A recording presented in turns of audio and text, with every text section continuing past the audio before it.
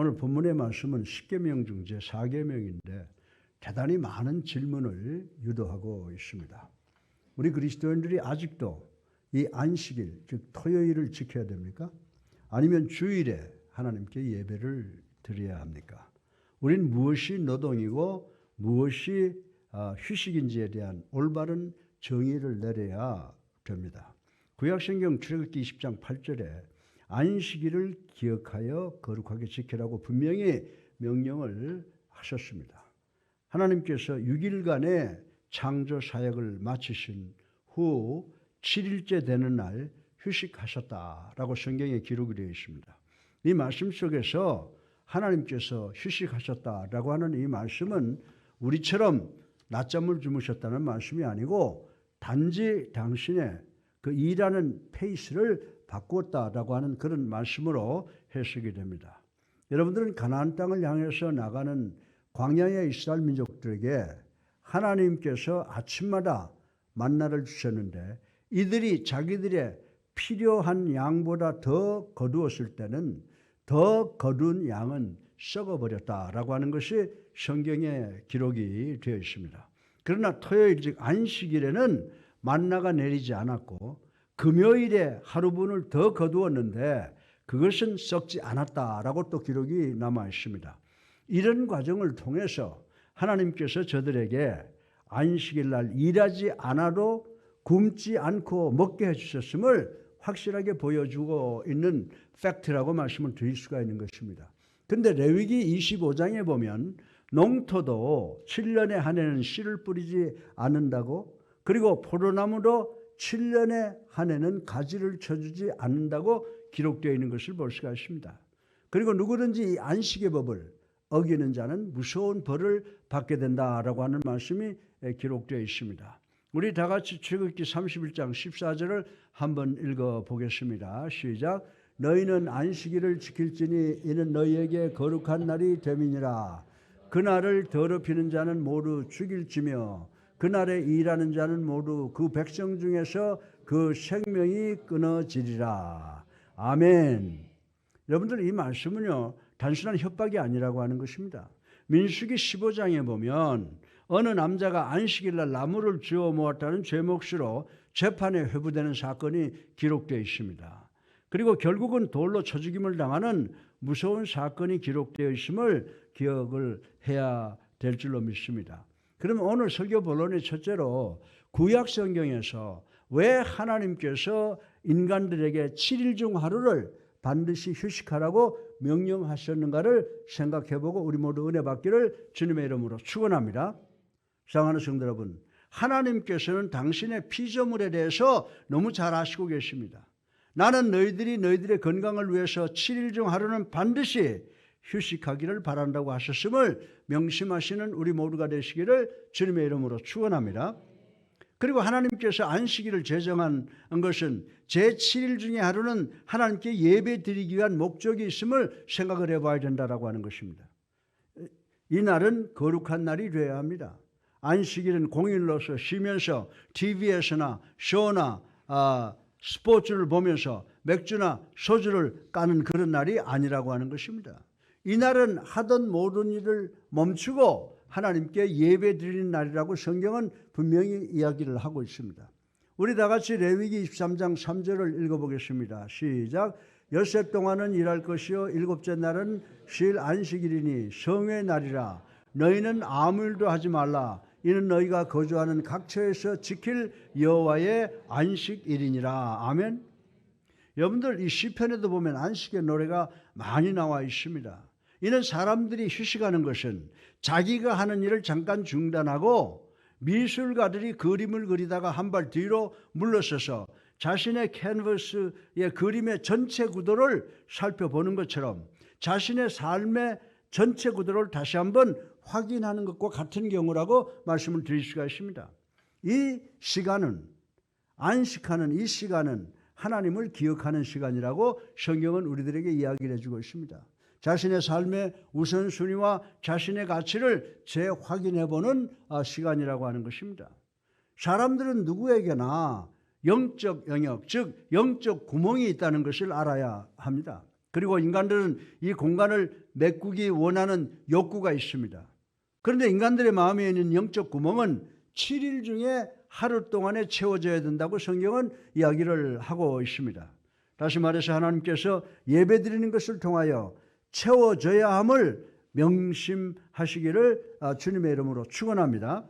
또한 구약 성경의 안식일 제정의 목적은 가족끼리의 관계를 돈독히 하는 것임을 생각해 보겠습니다. 우리 다 같이 출애굽기 16장 29절을 읽어보겠습니다. 시작. 볼지어다 여호와가 너희에게 안식을 너희에게 주는 것이니 너희는 각기 처소에 있고 일곱째 날에는 아무도 그의 처소에서 나오지 말지니라. 아멘. 유대인들은 일곱째 날 토요일 안식일에 가정에 있기를 원했다고 하는 것입니다. 그러면 이들이 가정에서 하기를 원하는 일이 무엇입니까?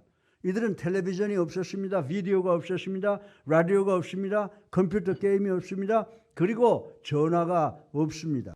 그래서 이스라엘 민족들은 가정에 있으며 서로 관계를 돈독히 맺었다고 하는 것입니다. 가족들은 서로 대화를 해야 됩니다. 서로 즐거운 놀이를 해야 됩니다. 그리고 그들은 모두가 함께 하나님께 예배드리러 성전에 올라가야 된다라고 하는 것입니다. 결과적으로 안식일의 관행으로 인해서 가족의 관계가 더욱더 깊어지고 돈독해지고 하나님께 예배드리는 그런 날이 되어졌다라고 하는 것입니다. 하나님의 말씀과 지혜는 이스라엘 민족에게 7일 중 하루를 안식하는 일, 그리고 6개 명절을 집에서 가족과 거는 날로 정해놓았다라고 성경은 우리들에게 가르쳐주고 있습니다. 그러나 우리나라는 어떻게 돼요?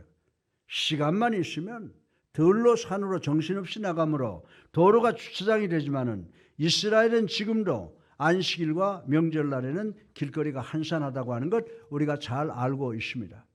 현대 우리들은 바쁘다는 핑계로 가족관계를 점점 상실해 가고 있습니다. 가족들은 함께 모이기조차도 싫어합니다. 사실 우리 자녀들은 어릴 때 그렇게 부모를 따라다니느라고 앙앙거리다가도 사춘기만 되고 지나면 같이 가자고 해도 따라다니지 않겠다고 하는 것을 우리는 경험하게 됩니다. 그리고 현대를 살아가는 우리들의 문제는 우리가 원하는 것만 하겠다는 자세라고 하는 것입니다. 그러므로 이사야서 58장 13절로 14절에 보면 이 계명은 안식일날 휴식도 취하고 하나님께 예배도 드리고 그리고 가족과의 관계도 돈독히 하라고 하는 명령이 실려 있는 것을 우리는 볼 수가 있습니다. 그러나 이 계명은 유대인들 그중에서도 의식주의자들과 선민 사상이 강한 불의에 의해서 변질되어 극단적으로 실천되어지고 있었다라고 하는 것입니다. 사랑하는 성도 여러분, 이렇게 하다 보니까 이스라엘 민족들에게 안식일날 휴식을 취하고 하나님께 예배드리고 가족끼리 즐거운 시간을 갖는 것이 아무도 지킬 수 없는 무거운 짐이 되고 말았음을 우리는 오늘 이 구약 성경을 통해서 인식해야 됨을 명심하시기를 주님의 이름으로 축원합니다. 그러나 두 번째로 우리가 생각해 봐야 될 것은 뭐냐면 우리가 구약 성경에서 이렇게 무서운 안식의 법으로부터 신약에 와서는 우리가 해방되는 것을 분명하게 볼 수 있게 됨을 생각해 보고 우리 모두 은혜 받기를 주님의 이름으로 축원합니다.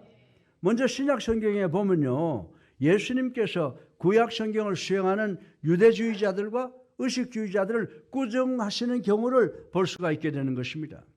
마태복음 12장 1절로 8절에 보면 예수님께서 안식일날 제자들과 같이 밀밭 사이를 걸어가셨습니다. 그때 제자들이 배가 고파서 밀을 잘라서 먹게 되었습니다. 이것을 본 바리새인들이 당신의 제자들이 밀을 잘라 먹었으니 거룩한 안식일의 법을 어긴 것입니다 라고 주장을 했습니다. 그때 우리 주님께서 마태복음 12장 4절을 통해서 그들에게 이렇게 말씀하십니다. 다윗이 자기와 함께하는 자들이 시장에 할 때 하나님의 전에 들어가서 제사장 외에는 먹어서 안 되는 전설병을 먹었음에도 불구하고 율법에서 죄가 되지 않았다는 것을 알지 못하느냐라고 꾸지람을 하셨습니다. 그리고 뭐라고 말씀했어요? 나는 안식일의 주인이다라고 선포를 하신 것을 우리는 이 말씀을 통해서 알 수가 있는 것입니다. 그리고 마태복음 12장 9절로 13절에 우리 주님께서 성전에 가셨습니다. 그곳에서 주님께서 손이 마른 환자를 보셨습니다. 그때 바리새인들은 우리 주님께 안식일날 병자를 고쳐도 되는 겁니까? 라고 비난적인 질문을 했습니다. 이들의 법에 의하면 죽을 병자라도 의사는 안식일 날 일을 하지 않으므로 안식일을 지난 그 다음날 의사에게 가서 치료를 받아야 했다고 하는 것입니다. 그러나 우리 주님께서는 이렇게 대답하십니다. 너희 중에 양 한 마리가 있는데 그 양이 구덩이에 빠졌다고 가정을 해보자. 그러면 너는 그 양을 염려하기 때문에 안식일이라도 그 양을 구덩이에서 건져낼 것이다. 그러나 사람은 짐승보다 훨씬 더 귀한 존재다 라고 하시고 손이 마른 환자에게 손을 뻗어보아라고 하시며 그를 치료해 주신 사건이 이 말씀에 기록되어 있는 것을 우리 읽어볼 수가 있다라고 하는 것입니다. 그리고 우리 주님께서 안식일은 사람을 위해서 제정되었노라. 사람은 안식일에 법에 의한 조절과 제어를 받게 하기 위해서 만들어진 것이 아니다라고 말씀을 하고 있습니다.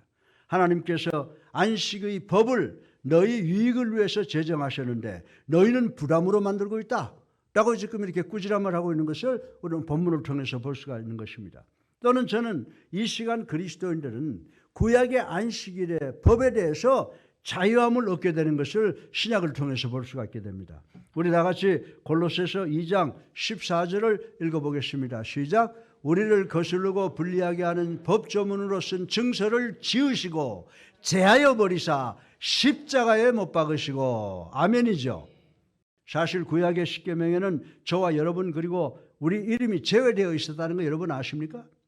그러나 이 새로운 계명에는 여러분과 저 우리의 이름이 포함되어 있는 줄로 믿으시기를 주님의 이름으로 축원합니다. 하나님께서는 그 예법을 십자가 위에 못 박으셨다는 겁니다. 지금 본문에 이 말씀의 의미는 여러분 모두는 지금부터 이 구약의 율법으로부터 자유하다는 말씀인 줄로 믿으시기를 주님의 이름으로 축원합니다. 사실 십계명의 다른 계명은 신약 성경에 와서도 번복이 됩니다마는 이 사계명은 반복되지 않음을 우리는 명심해야 됩니다. 그래서 초대교회 그리스도인들은 토요일 즉 안식일을 지키지 않고 안식일의 주인이신 예수 그리스도께서 십자가에 달려 돌아가시고 장사 지내시고 부활하신 주일을 기념하여 주일에 우리 주님을 통한 하나님께 예배를 드렸다고 하는 것이 신약 성경에 기록되어 있는 줄로 믿으시기를 주님의 이름으로 축원합니다. 그러면 로마서 14장 5절 6절까지를 한번 우리 읽어보겠습니다. 시작. 어떤 사람은 이 날을 전날보다 낮게 여기고 어떤 사람은 모든 날을 같게 여기나니 각각 자기 마음으로 확정할지니라.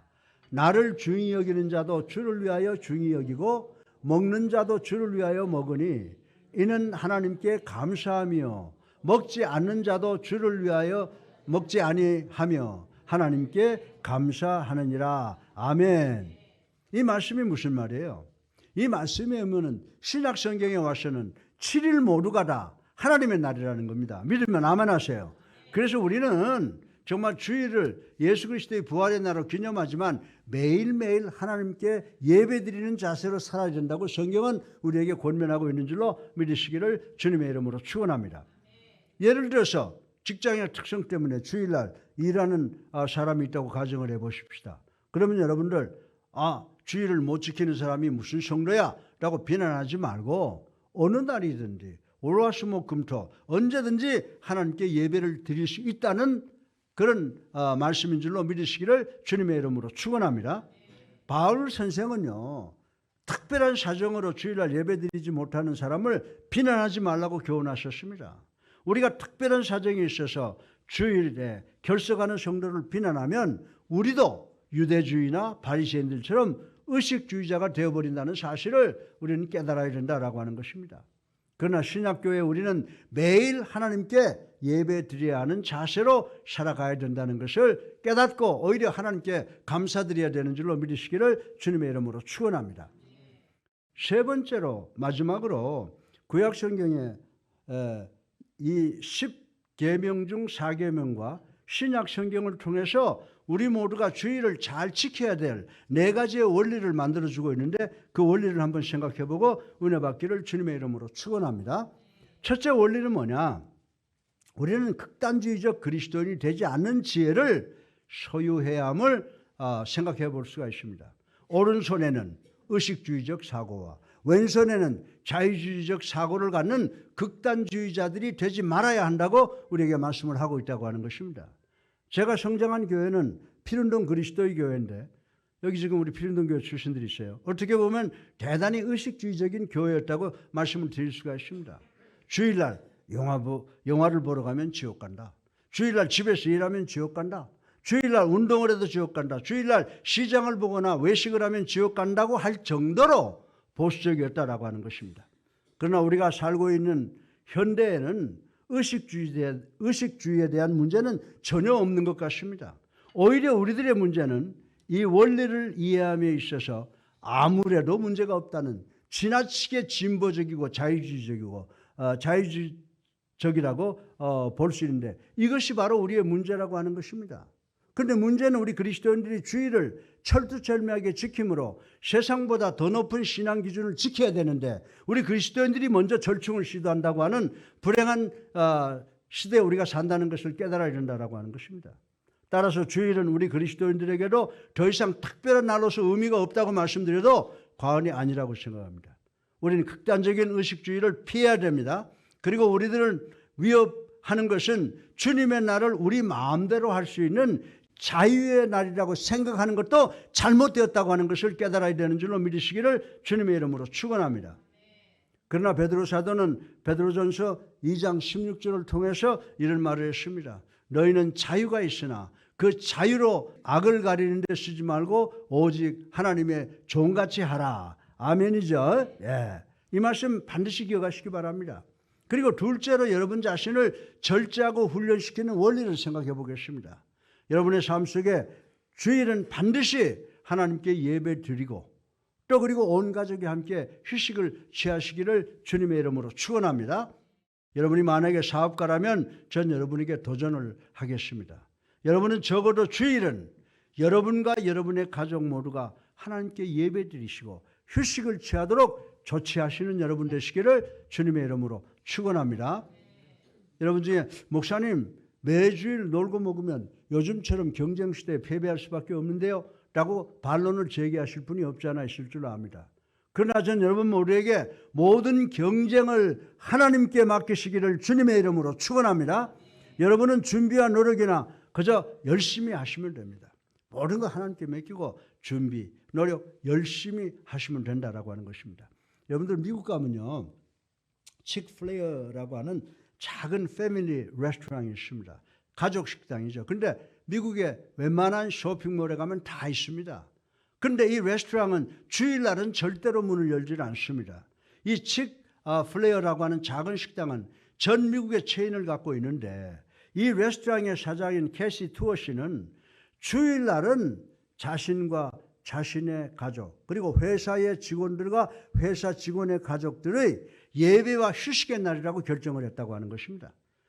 그러나 주일날 가장 수입이 많은 날이지만 문을 닫았다고 해서 레스토랑의 연간 수입은 오히려 주일날 열 때보다 더 많은 수입이 들어왔다고 보고한 것을 본 적이 있습니다. 사랑하는 성도 여러분, 왜 그럴까요? 왜냐하면 하나님께서 이 적은 회사의 회장으로 수입을 주장하시는 분이시기 때문인 줄로 믿으시기를 주님의 이름으로 축원합니다. 예. 그리고 세 번째 원리로 저는 여러분에게 주일은 하나님께 완벽하게 예배드리는 날로 정하라고 도전을 하고 싶습니다. 여러분 중에 어떤 분은 오늘은 교회에 오는데 다행히 방해하는 것이 없기 때문에 교회에 왔습니다. 반대로 어떤 분은 아무리 방해 요인이 있다고 해도 그것을 물리치고 교회에 예배드리러 왔습니다라고 하는 사람이 있을 줄로 압니다. 우리 주님께서는 주일 예배드리는 것은 우리 그리스도인들의 삶의 근본적인 목적, 근본적인 초점이라고 강조하고 있음을 우리는 깨달아야 된다라고 하는 것입니다. 이 일을 이루기 위해서요 준비가 필요합니다. 주의를 집중하는 것이 필요합니다. 그리고 인내가 필요합니다. 세상 사람들은 매일 여러분을 향해서 물질 만능주의와 미신과 이기주의로 망치질을 합니다. 이런 것들이 여러분에게 떨어져 나가기 위해서는 시간이 매우 걸릴 것이라고 저는 추측을 합니다. 여러분이 하나님의 말씀에 푹 젖어 들어가기를 원한다면 결단하시기를 주님의 이름으로 축원합니다.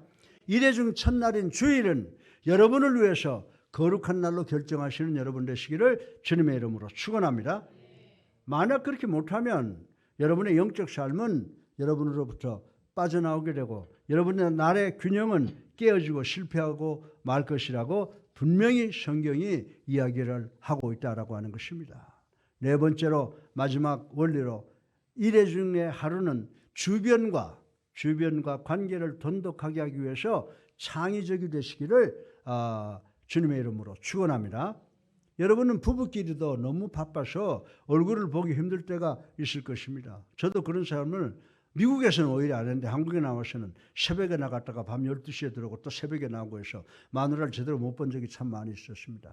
그런데 미국에 이민 간 사람들이요, 돈 버는데 바빠서 부부끼리 편지로 대화를 한다고 하는 말을 제가 직접 들었습니다. 남편은 아침 8시에 출근했다가 오후 5시에 퇴근을 합니다. 그런데 부인은 오후 5시에 일을 시작해야 되기 때문에 4시만 되면 출근합니다. 그래서 남편이 들어오면요, 아내가 쓴 편지를 읽습니다. 그 메모를 써놓으면 사랑하는 남편님 보시옵소서. 여보, 나 나가니 오븐에 있는 찌개 데워서 냉장고 속에 있는 밑반찬 꺼내서 밥통에 있는 밥하고 식사를 하시옵소서. 그리고 러닝샷과 빤스는 4번째 서랍에 있으니 잘 갈아입으세요 라고 편지로 교환을 했다고 하는 것입니다. 이렇게 편지로만 살다가 영원히 만나지 못하고 헤어지는 부부가 있는 것을 전 미국에서 여러 번 봤어요. 여자가 죽든지 남자가 죽든지 너무 무리해서 세상을 떠나는 경우를 봤다고 하는 것입니다. 사랑하는 성도 여러분, 적어도 주일 하루만은 부부뿐만이 아니라 자녀와 부모님과 그리고 사랑하는 성도들과도 정말 교제하면서 살아야 되는 줄로 믿으시기 바랍니다. 우리가 정말 이런 우리 주변 사람들과 돈독해지기 위해서는 크리에이티브, 창의적이 되시기를 주님의 이름으로 축원합니다. 결론입니다. 주일날 영국 올림픽 단장은 에릭 리델에게 주일날 100m 시합 출전하라고 명령을 했습니다. 그때 그는 저도 달리고 싶습니다. 그러나 저는 하나님께서 제가 원하는 것을 하겠습니다라고 거절을 했습니다. 그래서 영국의 언론은 그를 매국노로 정죄를 했습니다. 그러나 그는 그 주중에 있는 400m 달리기를 출전을 하기를 마음먹었습니다. 그런데 그가 그 출발점에 서 있는 친구가 나오더니 종이조각 메모를 하나 주더라는 거예요. 그걸 보니까 요한복음 12장 26절 하반절의 말씀인데, 사람이 나를 섬기면 내 아버지께서 그를 귀히 여기리라. 아멘. 이 성경 메모를 지어주는 거 읽어보고 에릭 리델은 이 말씀에 격려가 돼서 400m 경기에 우승을 했을 뿐만 아니라 세계 신기록을 수료했다고 하는 기록이 남아 있습니다. 그 결과로 이 사람은 어떻게 됐습니까? 이 사람은 매국노에서 영국의 영웅이 되었다라고 하는 것입니다. 그러나 이분이 영국의 영웅이 된 것은 올림픽에 우승했기 때문이 아닙니다. 여러분들, 우리 사람들 망각의 동물이라는 거 아세요?